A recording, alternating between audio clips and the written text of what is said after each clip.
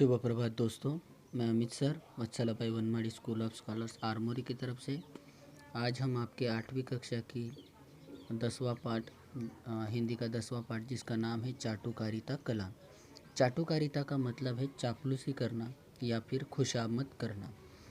इस पाठ के माध्यम में लेखक ने हमारे जो रीति रिवाज है, हमारे समाज में जो ये चाटुकारिता का जो बढ़ता हुआ प्रावधान है उस पर एक व्यंग्यात्मक शैली में इस पाठ में उन्होंने प्रस्तुत किया है। व्यंग्यात्मक यानी हंसी मजाक के रूप में, या इस पाठ के माध्यम से यानी व्यंग्यात्मक शैली के माध्यम से समाज की जो रीति रिवाज है उसमें कुछ लोग ऐसे हैं कि अपनी इस कला के माध्यम से अपने कई बड़े बड़े काम वो सरलता से हासिल करते हैं। इस पर उन्होंने प्रकाश तो डाला ही है, लेकिन किस शैली में? व्यंग्यात्मक यानी मजाक उड़ाते हुए उन्होंने इस पाठ में समाज में बढ़ती हुई बुराइयों और कुरीतियों पर प्रहार किया है। हमारे समाज में जो बुराइयां बढ़ रही है, कुरीतियाँ यानी जो गलत रीति रिवाज है वो चल रहे हैं, उस पर उन्होंने आघात किया है, प्रहार किया है। यह बताने का प्रयास किया है कि खुशामद करनी अगर आदमी को आती है तो उसके मुश्किल से मुश्किल काम आसान बन जाते हैं।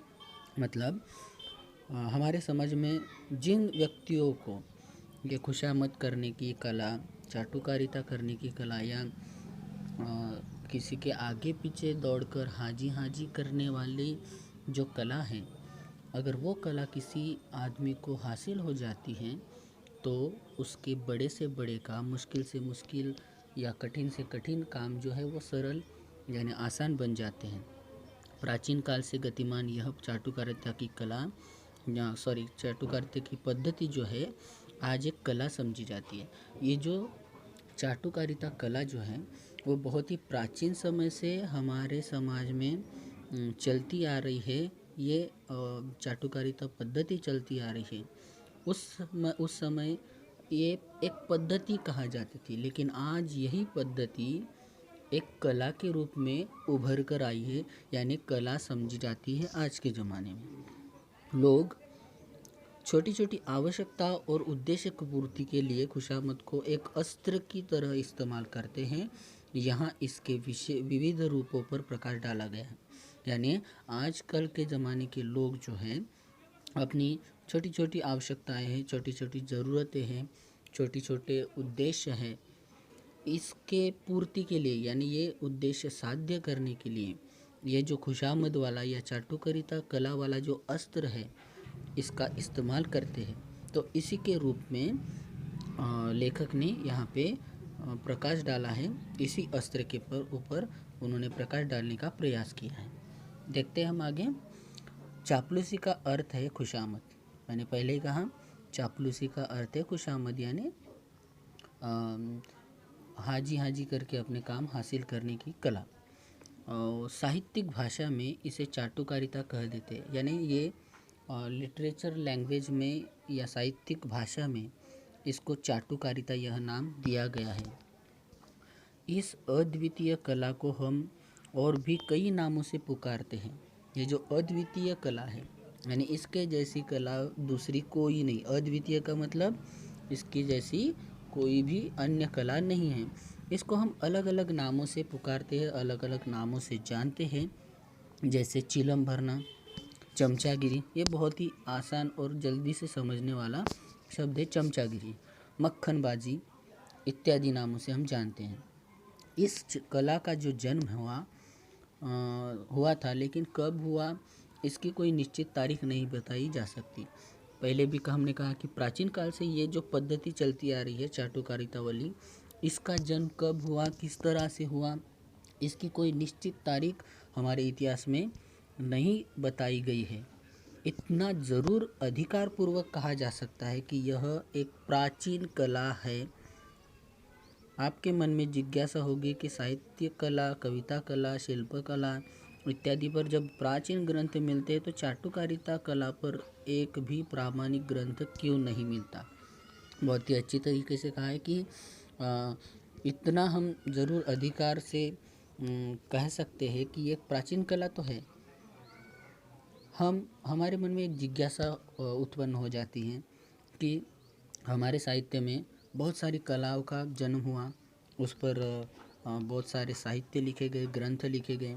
ये जो साहित्य, इसमें साहित्य कला का पर भी हमको बहुत सारे ग्रंथ मिलते हैं, कविता कला पर, शिल्प कला पर, संगीत कला पर, चित्रकला पर, ऐसे बहुत सारे कलाओं पर हमको प्राचीन से प्राचीन ग्रंथ हमको मिलते हैं। लेकिन चाटुकारिता पर एक भी प्रमाणित या प्रामाणिक ग्रंथ क्यों नहीं मिलता? दरअसल इस कला की यही विशेषता है, स्पेशलिटी क्या है कि इस पर कोई भी अभी तक प्रामाणिक ग्रंथ नहीं मिला, कि यह सर्वथा गुप्त कला है। इस पर एक भी ग्रंथ क्यों नहीं मिला? क्योंकि ये कला जो है गुप्त रखी गई कला है। प्राचीन चाटुकार, पुरातन काल के जो चमचागिरी करने वाले लोग हैं, चाटुकार लोग हैं, जो इस कला के पारखी थे, इस कला को अच्छी तरह से जानते थे, अवगत थे, समझते थे, उन्होंने इस कला को गुप्त ही रखा। वे कतई नहीं चाहते थे कि इस महान कला का प्रचार अनाधिकारी व्यक्तियों में हो, जिससे इसका महत्व कम हो जाए। अभी यहाँ पे कहा है कि हमारे प्राचीन काल में जो भी चाटुकार या चमचागिरी करने वाले लोग थे, वो जो इस कला को अच्छी तरह से समझते थे, मानते थे, और कुछ जो भविष्य भी इस कला के बारे में जानते थे, उन्होंने जानबूझकर ये कला जो है वो गुप्त रखी, किसी को मालूम ही नहीं होने दी। क्यों नहीं मालूम होने दी? क्योंकि वो चाहते थे कि इस कला को जो अनाधिकारी लोग हैं, बुरे लोग हैं, इनसे दूर रखा जाए। इन व्यक्तियों को, बुरे लोगों को ये जो चाटुकारिता कला है इसकी जानकारी ना होने पाए।